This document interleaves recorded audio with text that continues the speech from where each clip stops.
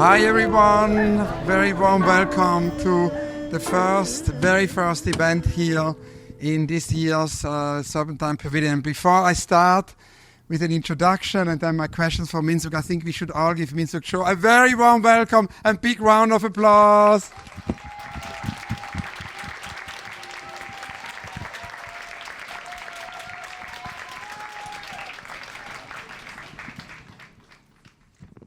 This is very much a continuation of almost 30 years of dialogue. We met in Rotterdam, I think, 1996 for the first time. And in a way, many times after, also in Seoul. And what is so interesting is that we are soon going to celebrate, actually, next year, our 25th, year of Serpentine Pavilion, but that also Minsuk you have been working for almost 25 years with pavilions. Pavilions have played in Minsuk's practice a very central role from the beginning. And I wanted to say also that we collaborated also in 2008 together with Abitari at the time when Stefano Boeri and Joseph Grima invited you to do this extraordinary pavilion in the Galleria Vittorio Emanuele. It was basically a dome, following a dome you had constructed at the storefront for art and architecture, made all out of hula hoops.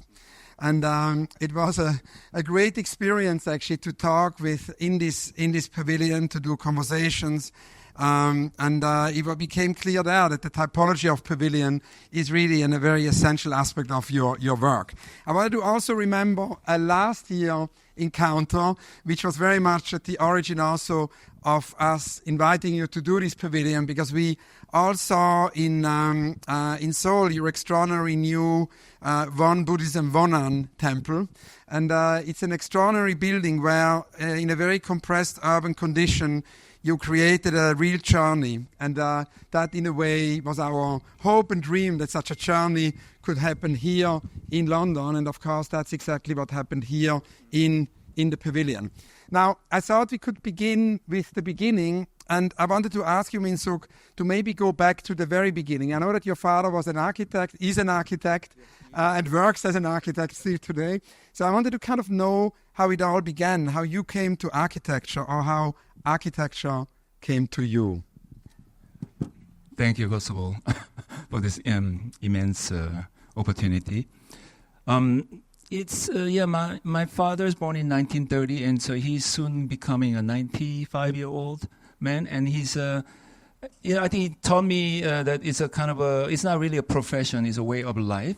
So it's practically his practice hasn't been, doesn't exist for the last 25 years, but he continues to think about things and he still invents things. So I think that's kind of relentlessly he kind of continues to come up and create this new world. But my childhood was also, in a way, it was fantastic because I was never forced to be anything, but I just grabbed whatever that interests me, and I was a pretty messy kid.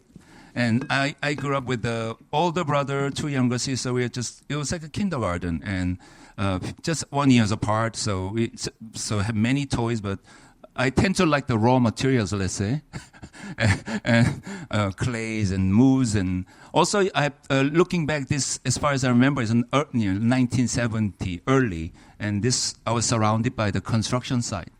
And that was my playground all the time. Of course, you can never think of kids running around in this mountain that appears one day and then disappears another day, and that as a playground for today's safety ground. But that I have a vivid memory for that. This changing, very dynamic, at the time, kind of embryotic condition of Seoul City becoming a metropolis for what it is now. And then maybe my 7th grade, it was somehow all agreed that I have to go to art school because I was quite, I guess, considered good at it as a kid. And then I was just preparing to study like this Beaux-Arts style that I had to do, Greek sculptures, doing all these dessins and things like that. And then one day I saw what father had booked as Le Corbusier's Longchamp Chapel was on the cover. And that was that intrigued me all of a sudden, and then I really asked because not to discredit my father at the time, 70s. So what he did was quite pragmatic, very restrained modernist concrete building. So it didn't really excited me, I say. And then I said, hey, this is really what you're doing. This is a field that you're a part of. And, I was really into Dali, Picasso, and whatever I can grab at the time. And then he said, yes. And slowly, I was just very slowly shifted. So in retrospect, I think he put a lot of baits here and there or something I can grab onto. Yeah. Thank you so much. And of course, it would also be interesting, I think, to hear for everyone a little bit who are architects who inspired you. And it's maybe not so much in terms of a genealogy, but more also, toolboxes you had at the beginning of your practice. I know that, of course, Corbusier was, very important. And it's fascinating about Ronchamp, because when we spoke here many years ago with Katsuo Sejima about her beginnings, in architecture, she said that she saw a metabolist kind of image of Kikutake in a magazine, and that triggered it. So it's interesting how actually one image, can somehow start a journey. And of course, with Corbusier, it went on and on. From Ronchamp, you're on a journey, I think, to have visited 33 sites. But then you have also got two mentors. Kenneth Frampton, whom I already mentioned, writes for the catalogue, and of course also Rem Koolhaas. That's how we met, because in 1996 when we met, I basically came to Rotterdam and you worked at OMA. And they're obviously two very different inspirations. Can you talk a little bit about that? Yeah. Maybe other also inspirations. Yes. Connecting back to the Le Corbusier, with my father first, was my father an architect who worked for the only one apprentice of Le Corbusier in the mid-50s, Chandigarh time, Kim Jung-up. And he came back, and my father was the second person who was hired. So this was also connection. But Kenneth Frampton and I, we got to know, as of course he's my important teacher at Columbia, 1990. And I had a privilege of taking his seminar course, Le Corbusier. And you and Ken talked about that archive interview with Foster Foundation. He said how he didn't let any student don't have to write a unnecessary paper, but actually learning by making things. So it was I had to make the Algier project by Le Corbusier model, and that was my seminar task, and it was a fantastic learning experience, especially when I didn't have really language skill to absorb anything. But at the same time, I was very fortunate to have a studio design critic with the Shilan Kolatan together, social housing project that I had. So one semester was very intense. And then it made me make a journey that whole summer, 3 months, make a go around the world, just sort of following the Le Corbusier's journey to the east, going through Europe and then all the way to Greece and then Chandigarh, then back home and then Japan, Ueno Park. So I made a 28 buildings trip at that 3 months.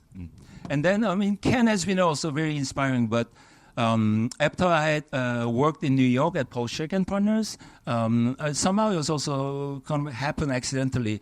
I found myself living in Rotterdam, working for REM, and many of my colleagues at the time is here also. I'm very moved by. That's when I met you. And of course, these two figures are sort of, as you mentioned, kind of polarized, or in a way kind of portrays as that. But I do believe that they're the one who really kind of followed through their ideas rigorously for the last 50 years. I say half century. They're 14 years apart, but Rem kind of emerged very early. So I think they have this parallel.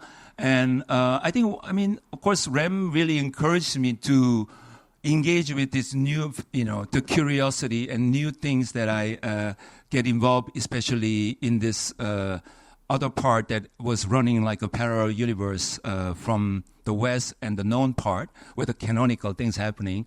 But also Ken maybe also encouraging new things, but also, where to draw the line, or where I can also make a much more serious engagement involved. So these two influences has been, in a way, they're archipelago of very strong influences, yet under the water is connected, I think. It's like actually one giant mountain. So I think they also slowly kind of, but also they are the least Eurocentric figures to start with. I think they expand further architecture discussion beyond the cross-Atlantic dialogues and Japan.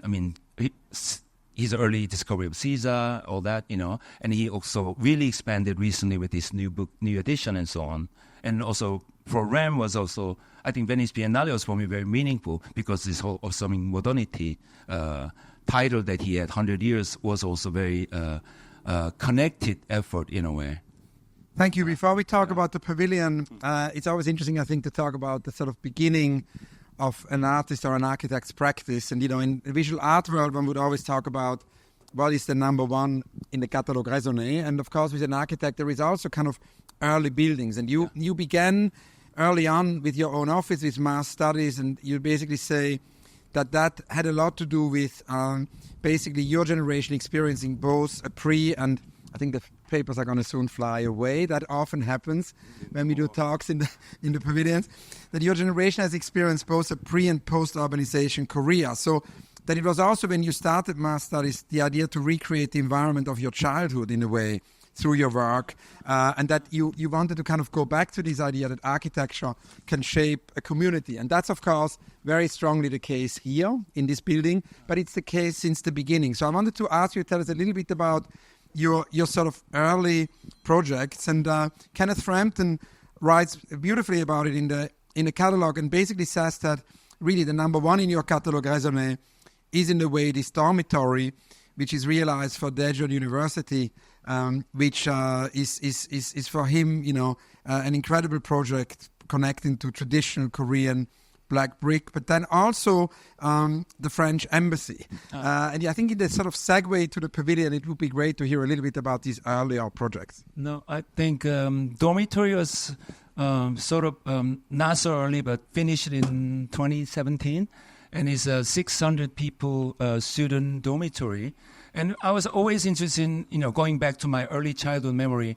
Basically what happened was my father got bankrupt, and I was living in a small one-story house, and we moved to this, I think about 200-meter long 5-story without elevator apartment.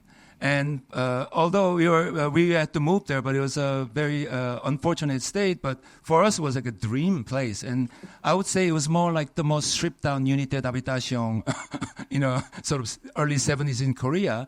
What happened was really, I remember it was Vertical Village was directly translated to this new brand new urban sort of intervention that was built on top of a stream because they don't want to buy the land and very poor. So the city had built this thing. And the roof, there's no kindergarten, but this was our playground.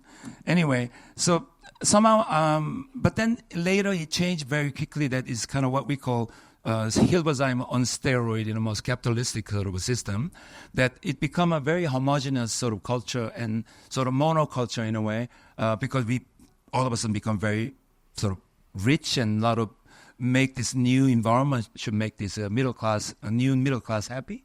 So I was always try to make an alternative, and that was really rooted to my childhood experience, that how you can kind of create this community village with denser, which is very ecological, sustainable, and somehow this social activity could be generated from architecture. That has been my belief from my deeply rooted childhood. So this dormitory, what Ken was excited was, I was very excited that he described as a mega building category.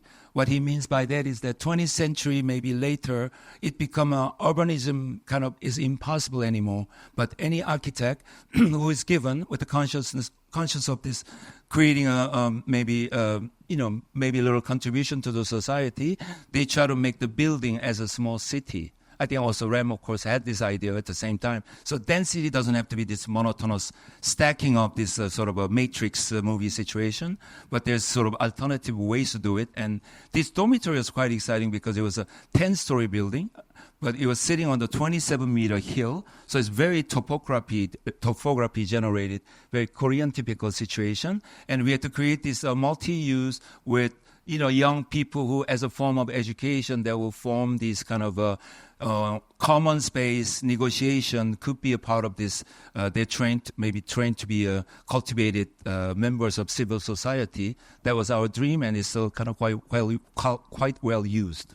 And then, of course, there are the pavilions. And as I mentioned, you have worked with pavilions for a quarter of a century, as we do here at the Serpentine. So we have in common that we deeply believe in pavilions. And of course, pavilions have also this great potential of being truly public, and the idea that there are no doors, no, in a way that everybody, here in the park, many people can just walk in. They might never think in the morning that they're going to visit an exhibition or a pavilion.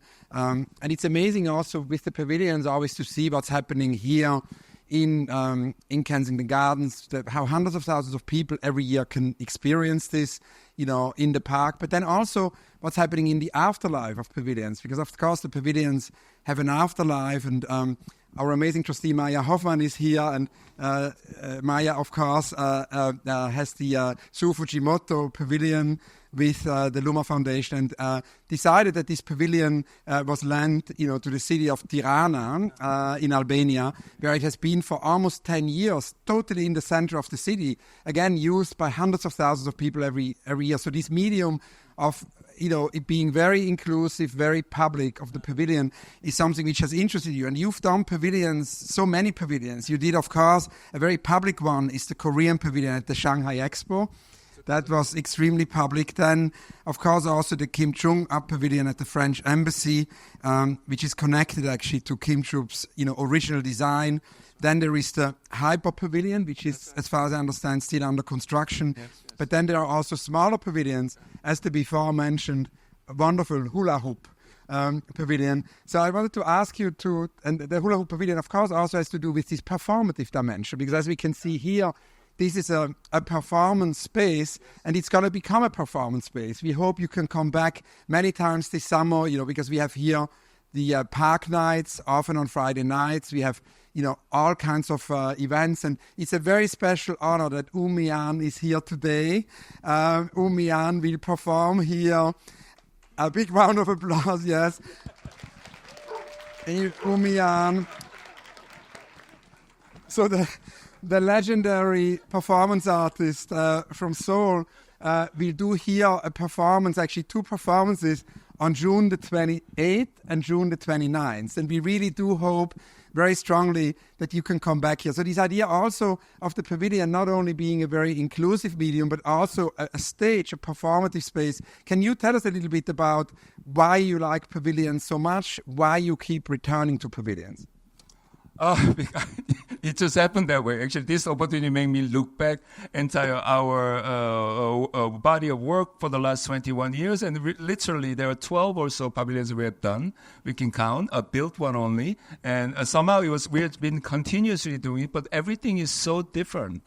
So maybe it is the openness of it, and but it has to do with the public and how the belief in that, how architecture can play a role to cultivate and bring people together in many different ways. So, you mentioned Shanghai Expo Korean Pavilion, that was 2010. It was actually quite interesting for me because now look back is so related to this project, because at the time, of course, it was a, expo, the thing itself is kind of questionable. It's a sort of invents the thing that invented for the beginning of modernity, but somehow the China made it almost successful in 200 countries together.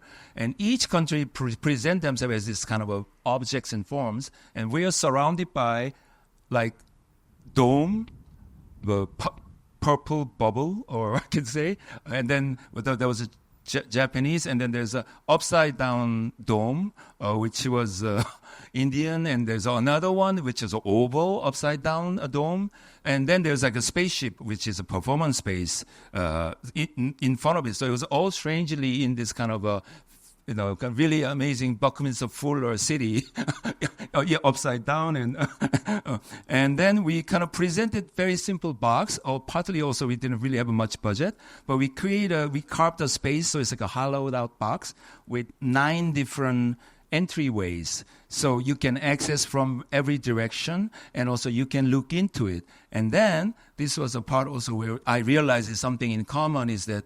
So that upstairs is a kind of like a Lina Bo Bardi mosque-like space, but upstairs is where the exhibition happened. But I kind of quickly realized expo is often about you're waiting in line for 3 hours and then you go up and see the exhibition, 30 minutes very disappointed and come down. So we actually create this, suggest a space to be a performance space.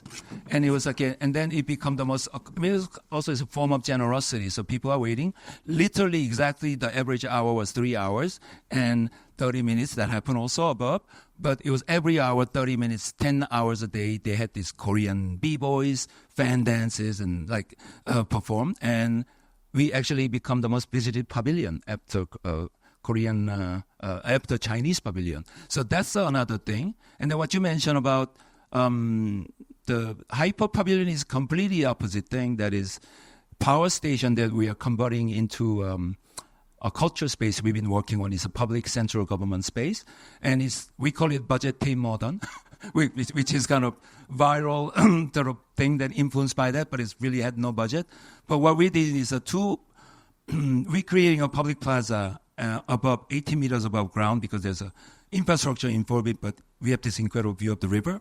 And then one of the power station boiler we empty out, so it's actually creating a void, the boiler, and then the structure that's left for maintain the boiler becomes a catwalk. We put a nice lightweight roof like this, and it's actually going to be the most amazing viewing spot. So that one is completely not about the invention of new things, but it's completely about appropriation and found condition, actually. So, and then Kim Jong-up, that was more historic obligation, relate back to my father, but also this happened to be a most important modern architecture building in Korea because of the association of the Le Corbusier, Kim Jong-up.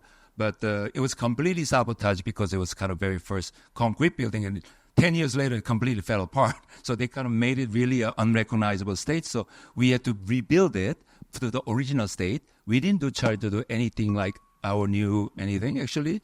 But we added these other two buildings that sort of supports that. So it becomes a constellation of old and new accumulation over time. So in a way, I can relate back to that because it's also the way we approach is very much with the context and with also relational with other things.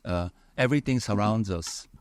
Thank you. And I was reading the catalog text by Alex Kwang Lee, who wrote a text actually about you and also Lina Bo Bardi. So I'm very glad that you mentioned Lina, because I was thinking a lot about Lina Bo Bardi actually during the construction of the pavilion here, because obviously she always said, the insides are on the outside and vice versa. And I worked for about a year in the Glass House in Sao Paulo, curating an exhibition there with artists, but also architects. With Sejima built new bookshelves without gravity for the Glass House. And I read in an interview that actually Lina Bo Bardi's Glass House is one of your favorite buildings. And this idea, as Alex says in the text, that we have here the fusion of traditional Korean architecture with an international grammar. That's definitely the case in the pavilion here. But also a situation where the natural elements outside, seamlessly meld with the inside. And that's something which is very Lina Bo Bardi, and that's the case for a lot of your buildings. Can you talk a little bit about the importance of Lina Bo Bardi for the practice? Bo Bardi was, I have to say, I have to go back, especially when he was here. I'm so honored by Madeleine Brissendorf told me about the Bahia experience, which it's on the bucket list, and I should definitely go back there. But it was 8 years ago I went there, and it was actually very funny coincidence because I was in New York because I had to stop by somewhere because we are from Korea to Sao Paulo is completely opposite. So I dropped by New York, and then I went to Philip Johnson's Glass House, built around the same time. Casa Vidro also, Glass House, and it can be two things, same name, can be more different. The other one is perfect. It has its own internal discipline from architecture, autonomy somehow. And then when I went there, I was actually quite amazed because the Casa Vidro, I only know from my poor knowledge, so this amazing suspended glass thing, but actually half suspended, half totally grounded using topography. So why not have both? You have this airy glass, and then from the back, I went there was a Spanish tile roof there, and there's a pizza oven outside. It was really a life was happening there, which I was so moved by. And then, of course, I went to Sesk also. Somehow I think she was overlooked for some time. Also, these canonical figures in architecture as a kind of token. I don't know, female, but she had a completely different version, I realized. But the way it portrayed in architecture canons had this kind of similar thing was happening with Glass House, but she was actually onto some other program. And it was a lot much about embracing life. The Sesk also was the revelation, how she dealt with over a period of time with the different materials and with the industrial building next to it. There's also heroic, bold moment there that kind of creates the vision. This thing really fascinates me, and it becomes such an inspiration to me. So that's my Lina Bo Bardi. Yeah, and the CESC Pompeii reference is interesting also in relation to here, because obviously with CESC Pompeii, so many visitors who would never maybe go to a museum would come here, and that happens also with the pavilion. Now, when you came for the first site visit, because we are sitting here in the madang, you basically mentioned to us all here. I remember we had a meeting with our CEO, with Ina Korek, with you and our curatorial teams, and you really mentioned as a point of departure this idea of the madang, which is obviously in a way the center of a Korean house, and it's a small courtyard which we find in old Korean houses, and it has to do also with narratives. No, you told us this idea that it's basically very rich in spatial narratives. It can be everyday activities, but also collective events, and in that sense, it's the void, but it's full of maybe intangible stories. So I wanted to ask you to tell us a little bit more about the madang, because also you mentioned at the time, I found in the notes, that the madang is not a very controlled space, but one that forces you to constantly walk around. Okay, thank you for that madang question. Yes, I'm very happy to what's happening right now, because I think there are many Koreans here and they kind of feel it that way, but it's not the literal madang, because I don't think there's a circular one, but I think there's ideas are played out in a kind of a amalgamation of a different things happening. But I'll give you the word madang. Maybe is actually maybe I'll bring. When we went to Venice Biennale, there was this Korean collateral exhibition celebrating 30 years of Gwangju Biennale, and title is actually madang, and subtitle is where we can be ourselves. And I think that's a beautiful definition also. So because madang is actually architectural term that most residential traditional wooden house sort of typology comes with that. Difference between other type of culture, of course, every culture, every region has this courtyard situation, but this one, as a custom, you almost don't plan anything in the middle. And what you have is the brightest earth you put, so that these lights bounce back to the inside, the deep spaces, because they all have overhang, and it happened to be a lower space because pitch roof, and it kind of merges in the middle, usually in the squarescape. So I brought people in and say that this is the anti-climax, because I think often Western architecture, you walk in and there's like, wow, lawn and Palladian and the rotunda idea or something, but this is like, why create a sky when you have a sky above, kind of pointer, pointer to the moon finger instead of the whole planet has to be landed or something like that. That's sort of the Zen idea. But I think it goes, if I oversell this, is philosophical level, it goes with Zen, beginning of Buddhism, where podium had no Buddha. Actually, it was an emptiness surrounded by guardian snakes and other things. I think that's also a beautiful analogy. We're talking about BC 4th century, 3rd century, things like that. But then I think it's environmentally also, by having an earth there, it creates this thermal performance, and it creates a micro wind, also creates humidity control. So it does all these amazing things. And also, unlike maybe other cultures' courtyard, which feels vertical and you look up to the sky, as you probably experienced, Korean or Asian, these wooden structures are actually quite versatile. You open up and it actually feels very horizontal. So we have a front madang, then you have back madang. So you have like back madangs, you can see in the back. And also it kind of creates the chagyang, what we call framing the sort of a landscape scenery without trying to control much. We're just taking what we have. It's just, again, part of the appropriation and discovery process, then the inventing the whole thing. So I think that's what's happening. And of course, programmatically, because it's undefined, it can happen from in the late fall, it become all red because chili pepper should be dried in the madang with strong sun. So it become very beautiful installation almost. So, and then it could have a wedding. It could have a just, meditative moment when rains and just feel the wet air, and, it could be a very poetic space. So I think that could happen here. And yesterday, our first event, right? Amazing how they gravitate towards center. And I was like looking at the back, and people are hardly there. So we're joking, like Anthony and I were joking, like, oh, maybe we shouldn't have built it at all, Of course, rainy situation would be very useful. But then obviously, if you hadn't built it, we wouldn't have this extraordinary situation of being able to choose, no? And I think one of the things which is interesting, and you mentioned that actually in the press conference, is that there is a situation where basically we can all choose where we go. We can basically sit in or walk in the madang, but we can also go to the Library of Unread Books, and consult books, or we can listen to the soundtrack in the space here, or there is a playground behind us, or we can have a tea or a coffee in the space here.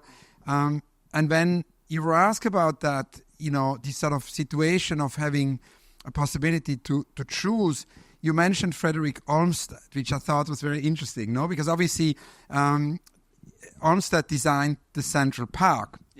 And that's a very sort of, it's a park connection with Kensington Gardens. And it's sort of a park as a very communal civilization. And you said something which I thought was so deep, which is basically, because I always felt this pavilion is very gregarious. And there is a feeling of gregariousness about it.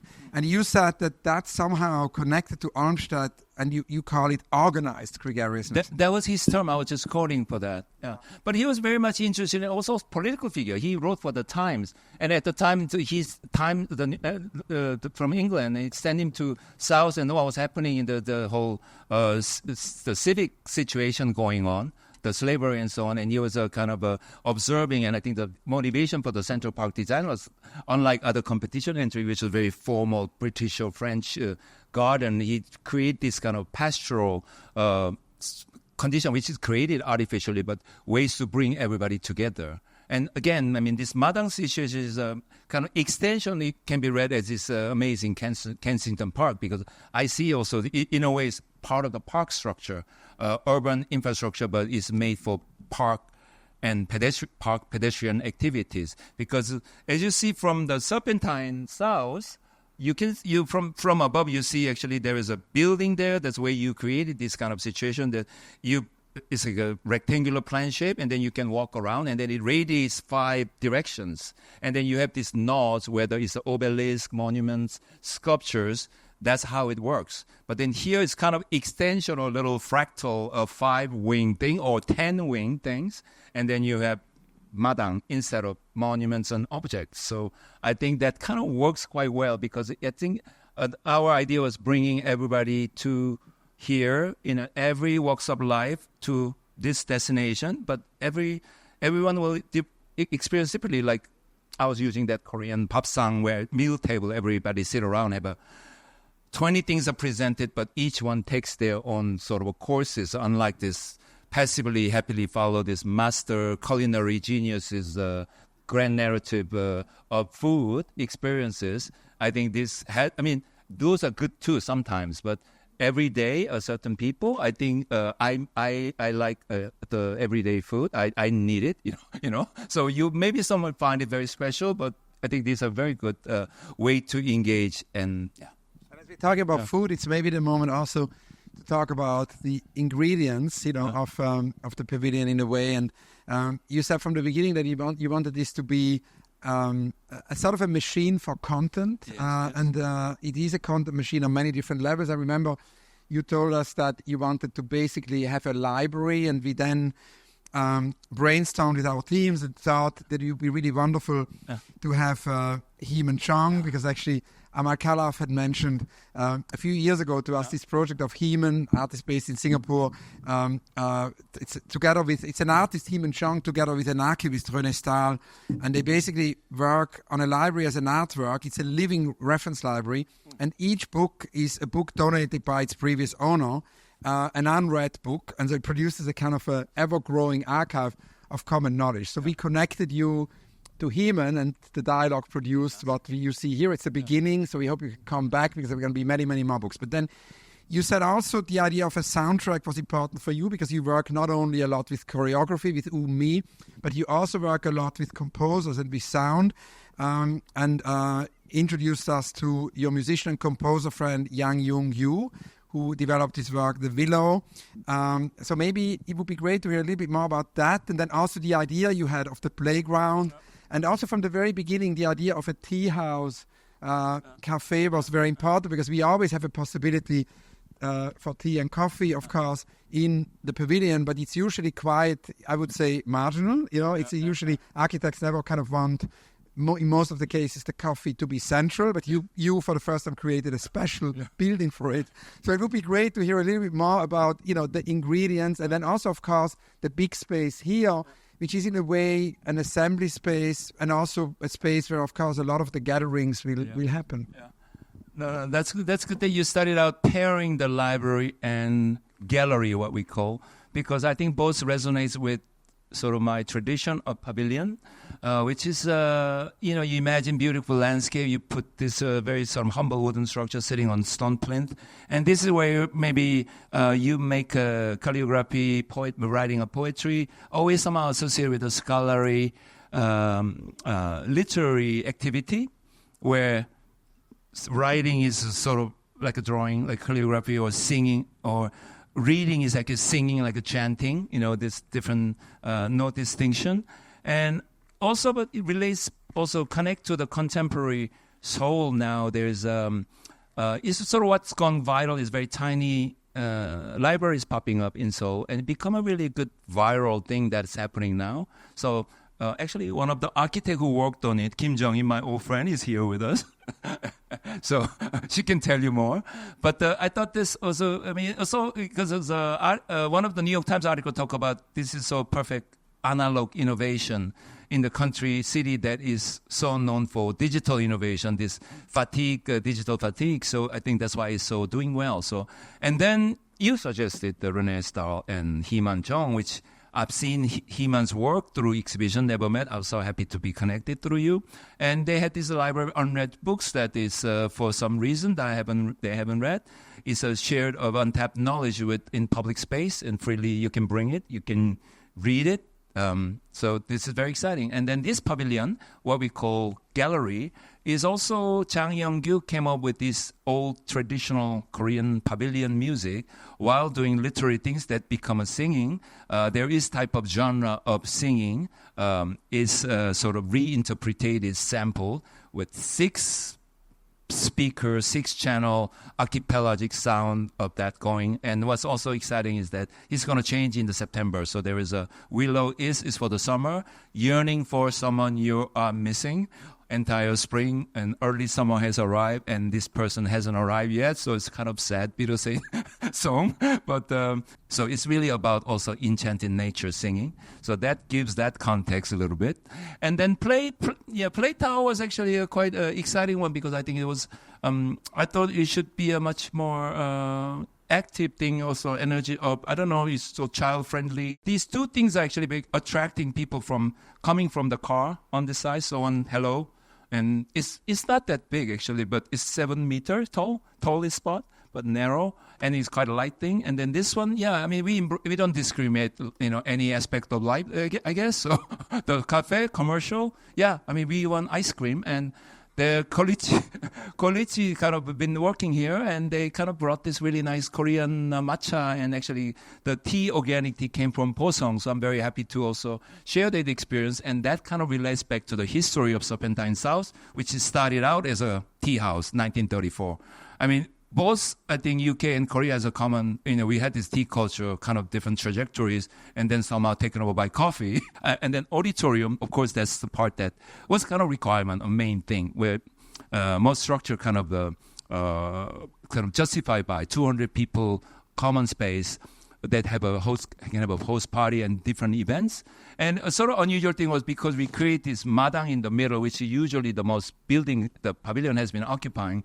And we like the fact that the largest volume is sort of hidden, tucked between this beautiful Indian string bean trees. So you see, really has not much presence there. And but when you go inside, I think it kind of resonates with right now I see this kind of PVC, those cut where you get the light there with the spire on top. So it has a very funny reading. It makes the talks with the building, a neighbor building in a kind of funny way. It's also interesting this morning, when I came to the office. Obviously, it was quite early, so it was completely empty. Yeah. But the soundtrack was on, and then this space was completely empty. So it's also a kind of an interesting, almost like oxymoron between it being very participatory, but then at moments it can almost also become monastic. Yeah. Now, one of the things which is interesting is, of course, also the multisensory dimension. And you said that you're always searching for these immersive qualities. Yeah. You're searching for sonic, acoustic, tactile, and especially also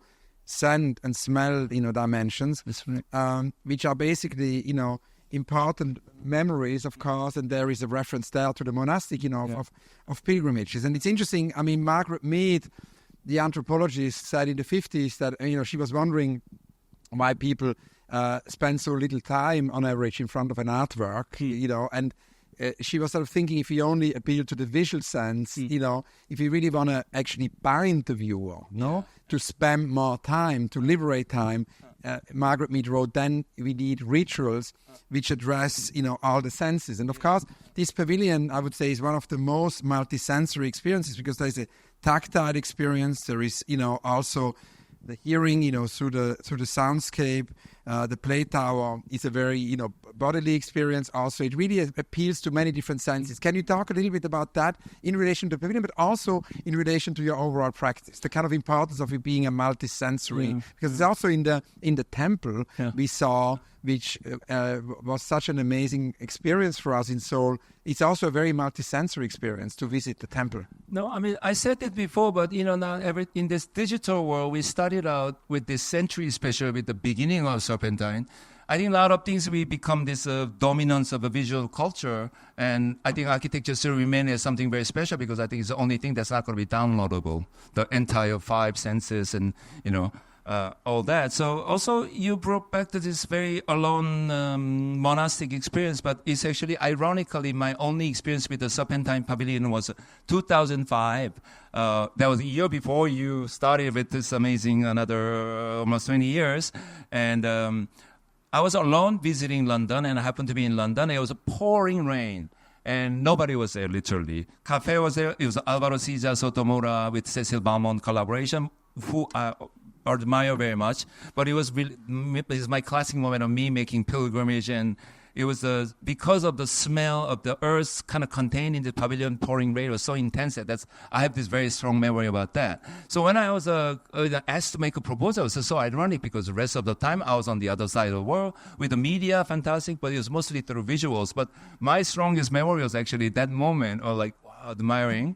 I was like, that's the whole humility and all that. And so I thought I would really address this in a kind of a full-on possible way. So also it's kind of bring back to my traditional sort of a reference that, we Koreans, I think have probably the most tactile relationship with architecture. We take our shoes off when you go on. And then we have also this thing called ondo, right? The heated floor. So that it's like you literally hug floor all the time, sleeping, and then everything is pretty flexibly carried out. Sleeping room becomes a dining room, and it's also really exchangeable and reprogrammed. So in a way, what we are actually suggesting is basically, you can say 5 pavilions, but it's actually 10 walls in radiating format, and both sides is benches in a way. So one can be out, one side is inside, one side is outside. And it's kind of a radiating in 10 directions, so that it's kind of a response to the sun in a different way every time. So it's kind of you can also react and choose, also giving so many options here. And that's the one, I think, one thing that is very evident. And I think it kind of, in many other like sound and all these elements, I think it was also very important. But I think what made it happen is that this madang is a very exciting thing, because what it does is that actually it creates enough appropriate amount of social distance that separate things can happen together. And then, but it's intimate enough that when the gathering happens, it becomes also create this fire in a way of people. Maybe to get to more atmospheric things, and we are using timber, first time, real natural timber from Surrey, very close, 30 kilometers away. That was a very exciting thing because it was the very first time we did it.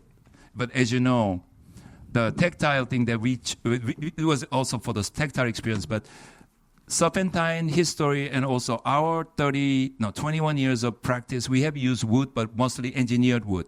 That doesn't change its appearance. I mean, it still is, I think, very sustainable. But it was both history actually would never use a real log cabin-like construction, but actually it goes a lot more than that because it's kind of parametric. You can see it. Everything is not parallel, and it's actually every column is cut very specific to angle, so that is all different parallelogram in plan. And as you can see, that part has a 350 joineries, and I mean, just to create this kind of a Kiriko-esque false perspective experience that also kind of comes into play. So it senses plus also like perceptually.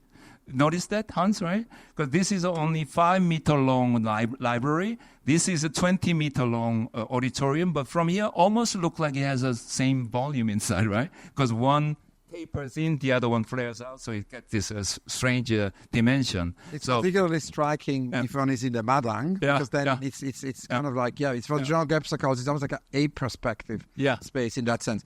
I want to kind of stay a little bit with the materials, because as you said, it's the first time you've embraced non-engineered timber at this scale, and that has, of course, also helps to, very strongly reduce, the embodied carbon associated with the build, and of course, everything is reused in the new location as always, with the Serpentine Pavilion. But you also used different other materials. There's the stone paving, there's the polycarbonate, can you talk a little bit about the other, materials besides timber? In a way, speaking about materials and construction, somehow it resonates back to Gottfried Semper's 4 elements of architecture. You know this one, right? There's a stereotomic element with a stone plinth, and then tectonic, timber, and then there's a fabric, or what we call it, tapestry, woven things. Maybe you can see that in our PVC tents and so on. Last thing, hers is what's happening here. But what's interesting about that, to contextualize what's happened during that time, was it was 1851, I believe. This was also the same time as the Crystal Palace, just around the corner, right? This was like new technology, industrial revolution. They're embracing new modern ways of building steel and glass buildings. But then somehow this hipster, I guess, he's from Germany, bring back to this Loggiac tradition of this primitive hut as a sort of anthropological take on, the kind of most primal form of thing. And I thought at this moment also we have this so much thing about technology. I think it was quite interesting to look back and kind of resonate with that moment. And I was very excited about, Korea. Of course, we use stone plinth. Traditionally, because we have so much rocks and slopes mountains that you have to always negotiate with the landscape. So this what does. But I also found there's a beautiful granary buildings that is floating, sitting beautifully on rocks to avoid from wetness or insects and so on. So there's, of course, when you go back really on the primary level, it's just there's a common quality there. So I'm not really like overselling Korean things, but I think everybody can pick what they like, what associate with what they have. And then so there's a tectonic timber. And then the other element is the envelope. I think from your years of experience, the keeping really functioning people from rain was very important. So it was a demand. And I thought, make a nice screen, but okay, let's use the polycarbonate. That was our choice. And then because it's 100% recyclable, same as a PVC material. And then it was a bit of a playfulness, but maybe the auditorium, you have this special monastic quality with color. I joke about maybe this is like a natural filter for your Instagram because everybody looks better with a rosy light there, you can see. So that's one thing. And then this one, we don't want to have this tea house working people getting a strong suntan because they have to stay there for 5 months. So we made a sunglass, but it gets so fuzzy. So I call it a Richter view without realizing you have that. Yeah, which then suddenly resonated with Gerhard Richter's sculpture, which for those of you who haven't seen it, And then another thing about the galleries, of course, we wanted to emphasize the sound so that we want to limit the visual experience. So it's sort of maybe a little blatantly shoji screen, white rice paper, Korean, Asian aesthetic of that space that went with the music. And then, of course, the library is just beautiful, colorful books displayed there with serious content. So for your brain. Windows we can open. Oh yeah, windows. Which is an important detail, no? There was the only thing that we did not accessible because there was there's no accessible parts. But you can come in and it's a north side. So this was related back to my one and only previous experience of Serpentine, me alone, that somebody can face out, no direct sun because it's facing directly north, reading books when nobody's here, turning the person's back toward the madang, and maybe the soundtrack might help, but I imagine that kind of a situation as well. Now, one thing I completely forgot to ask you, and before we end, I think we need to talk about it, is because many of you might have wondered why the title is Archipelagic Void. And there is, of course, a very beautiful quote from Edouard Glissant, who once said, perhaps in our world today, our archipelagic world of relation and rhizomes, the basis and the role of architecture will no longer be to show the monument, but to show the invisible. And, we talked about the madang. We are here in the madang. It's full of invisible stories. Can you talk a little bit about, and then, of course, the archipelago is this idea of an archipelago of different pavilions. And it's also interesting because it's the second time, actually, in the history of the pavilion that we have a connection to an archipelago, because Sumaya Valley, of course, who did the pavilion 3-4 years ago, created not an archipelago on the site. She created one pavilion here, but then created little islands in London, whilst you did almost the opposite. You created around the madang an archipelago in the park. Can you talk a little bit about the genesis of the title, why you called it Archipelagic Void? That's all because of you, Hans, as you know. I told you, but I share that because of... when he visited last year or so and went to this Zen Buddhist temple that we did, he gave me this little book called Archipelago. And it was a beautiful book. It was so tiny, beautiful format. It's smaller than the smartphones. You have no excuse not you can read it because it's hard to carry. So easy to carry around. But immediately I was invited through curator, not directly from you, to make a proposal. So I was so busy. But then a couple of days before submission, I had a time putting together this PDF, and then I just started reading this. Oh, what is this book? And then kind of. Wow, this was exactly what we were proposing. And with that quotation that I had about the void, and I think it was also, you talk about how this complete utopia, I think it relates to the pavilion in the 20th century, how kind of created a lot of this other world, bringing other world and maybe other period, like almost like a folly type of a tradition with Roman ruins or Chinese gazebos or completely different newer. But I guess it also sort of resonated in me because my culture, the pavilion, somehow has to do with not other world, but here and now. And really what you can see. Maybe it has to do with don't have to construct the heaven as architecture form or something. So it's really about discovering the surroundings and really appreciating where we are here. So I think the archipelago was also revelation because I come from, Colombia, early 90s, reading Derrida and Deleuze and then all these like Western important thinkers. And then I had no idea. I kind of overlooked this other parallel world that has a constant dialogue with this sort of rich and in a very different context, which kind of resonated in me because also when I come back to Korea, this was also another story that I was really learning so much from these amazing canonical figures, but then I had to kind of find my own narrative, and this was sort of so I appreciate so much. So it is, for me, it's an important, although some of the press said it's pretentious title, but I think that really came from my heart, thanking you. In Korean, it translates beautifully. 군도의 여백. It's really, is it in Korean? 군도의 여백, yeah, Archipelagic Void, but it beautifully translates. So I think, yeah. Amazing. That could almost be a conclusion. I have two last questions, and just want to express again our deep gratitude, Minsuk, for this amazing experience, for your amazing pavilion.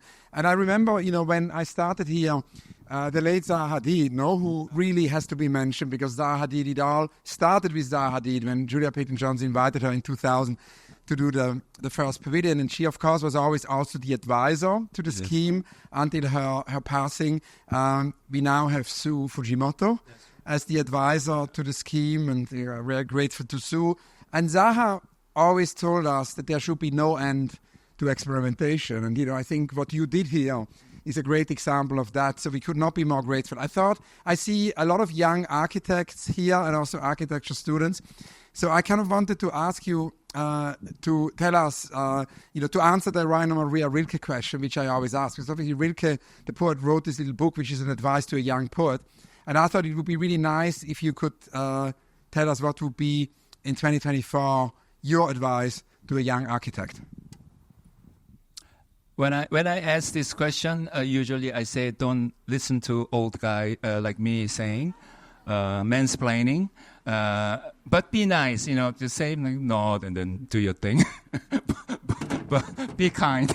But I say do two things well, because one thing is encouragement, that is, you are so special person. What you have is world is so necessary for you, are so necessary for the whole world. That special thing, whatever you have, so you have to keep it forever. And then second one is that you have to keep in mind at the same time that you're not that special. And that's going to take you not an isolated island, but it will create the archipelago of ideas and it will expand you. I think that's kind of this building does that, right? Because it kind of compose sort of sameness here, and then you get this thing. I mean, maybe it's a little too literal, but thank you very much. Yeah. One very last question. The very last question is the only recurrent question, as you know, in all my interviews, which is the question about the unrealized project. Now, obviously, it's particularly relevant also in the art world, because visual artists, we know very little about their unrealized project.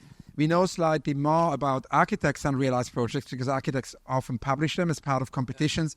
But obviously, it goes far beyond competitions. There are so many different possible unrealized projects. There can be projects which are too big to be realized or too expensive to be realized. Also, sometimes too small to be realized. Or sometimes also projects which are too time intense to be realized. It can be forgotten projects.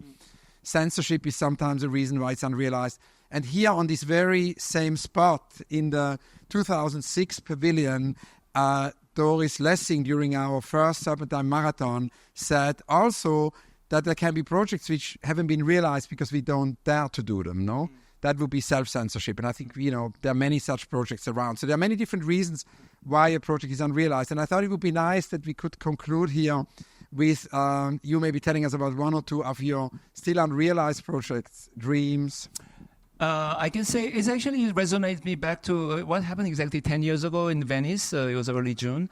It was what I showed was a failed sort of a Plan B exhibition, Venice Biennale, of North and South Korean architecture of 100 years of history, not by two countries, which was my Plan A, but Plan B was about those two countries by 13 different nationalities, by 37 protagonists in that big narrative. So I like to have my Plan A someday, direct exhibition. And then somehow the spin-off, if I can add one more, there's this military invasion tunnel discovered by South Koreans, DMZ border. And we kind of had an idea of repurposing it as a seed bank and ecological library.